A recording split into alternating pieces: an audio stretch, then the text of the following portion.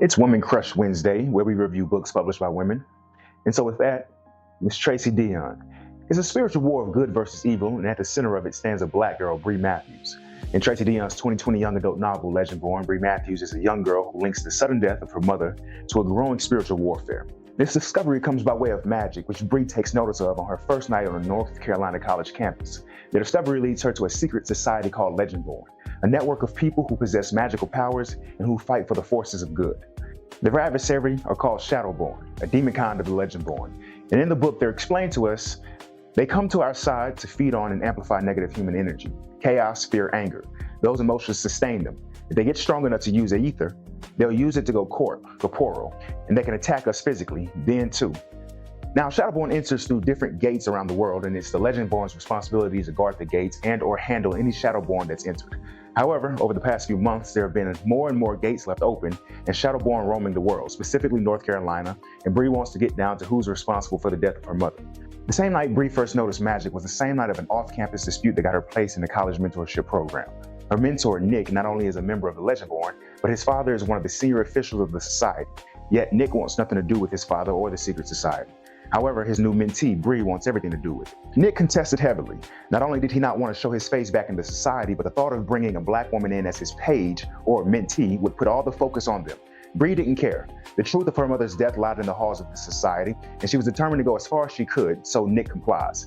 Bree's determination is put to the test. By stepping further into the Legendborn world, or as they called it, the Order, accompanied as Nick's page, Bree must pass a series of physical strenuous tests to become Legendborn. She goes to state, every instinct I possess yells at me to run.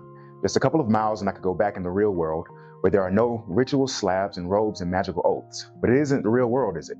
It's the surface the Order works to maintain while they operate below, on its edges and in its shadows. I can't run. Staying here and playing this role is the only way I'll find out the truth. As time passes throughout the process, Bree sees how the pressure is starting to consume Nick. Again, Nick's father, Lord Davis, is a high-ranking member and very excited to see his son back in the Order, ready to claim his spot in the society. He's also excited that he's returned because Armageddon, referred to as Camlin, is nearing and the Order needs all Legendborn trained up and ready to go. With gates constantly opening and Camlin on the brink, Bree stumbled upon a mission bigger than herself. Later in the story, her dad sets her up with a therapist who not only knew Bree's mother, but is also a root doctor. With the capacity for magic coupled with the ancestral customs, Bree was now yielding an inconceivable power. This power will be needed because the page tournament that Bree was involved in with the Order was still going on. The further the tournaments went, the more pages dropped out of the process, yet Bree continued to push on. Attacks from Shadowborns continued as well, with suspicion growing that it was an inside job to hurry up and bring Camlin. These pressures continued to weigh on Nick because if and when Camlin arrived, he'd had to fully step into the role of general and king of the Legendborn and go to war. Meanwhile, Bree's root powers are continuing to deepen as she continues to visit her therapist. Yet her therapist advises against using the Legendborn's magic and being involved with them at all. Bree tells her that the Order killed her mother and that she was seeking answers. The therapist, Patricia, states the difference of magic and root power and warns Bree one last time, stating, I know that the Order, for what they're worth, has worked for centuries to rid our plane of the creatures who crossed over and take material form. They may fight monsters, but they aren't protectors. They're bloodcrafters. We call bloodcraft a curse because power taken and not returned incurs a debt.